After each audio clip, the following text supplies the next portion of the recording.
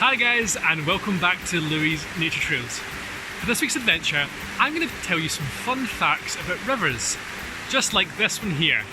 This is the River Doon, and this is a famous river because the famous poet Robert Burns wrote poems whilst he walked next to this river. And that's really cool. Rivers come in all sorts of shapes and sizes. Some rivers start, like this one, at big lochs, which are big bodies of water. This one starts at Loch Doon, which is about 15 miles that way. But other rivers start from the smallest of puddles, and they grow and grow and grow into rivers, like this one here. Some rivers are really wide, some are really thin, some are really shallow, and some have really deep bits. Some have slow bits, and some have fast bits, and that's why you have to be really careful when you're around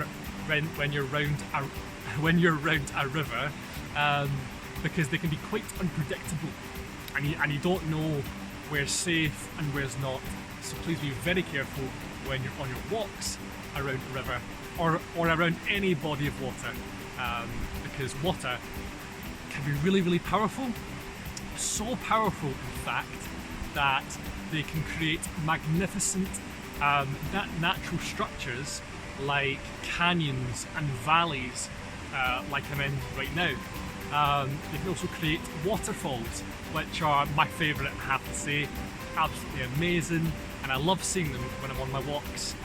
I've seen quite a few, and I've actually seen one of the biggest waterfalls in the world. It's called Niagara Falls, and it's in Canada, and it was absolutely amazing, I have to say.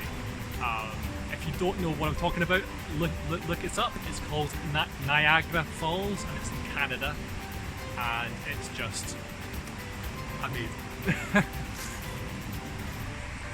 So as I've said, rivers start at a source, and then eventually they make their way all the way to the sea, which obviously you can't see, but it's over behind those hills there.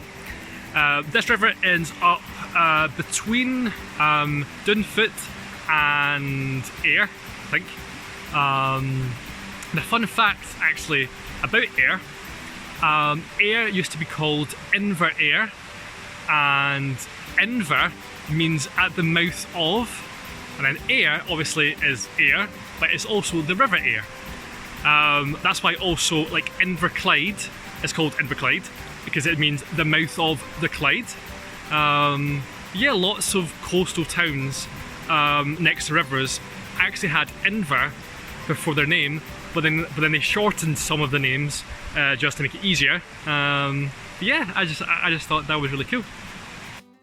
Rivers like this one here are so important to us humans. So important, in fact, that back in the good old days, cities and towns and villages were built alongside these, as they acted as a source of water, a source of food, a source of power, and also a means of transporting goods all over the country. Wow. Rivers create an ecosystem, which basically just means they create a home for all sorts of different wildlife and plants. For example, this river here sometimes has salmon, which is a fantastic type of fish. Lots of people love to fish for salmon. You can sometimes also find trout, and I'm sure you could also find some pike as well. Pike is a predator. They hunt after other fish, and they can look quite scary because they've got really sharp teeth. You can also get different types of birds, so sometimes you can get some birds of prey.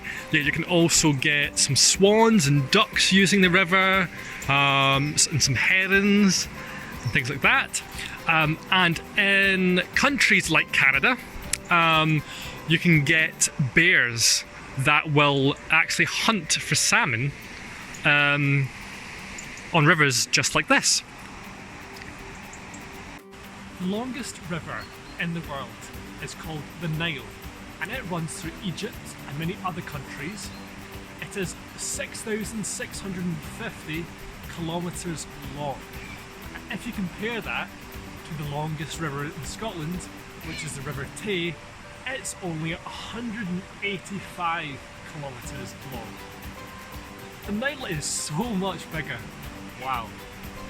So I really hope you enjoyed today's video, and if you did, I hope you can join us on our next adventure. Bye guys!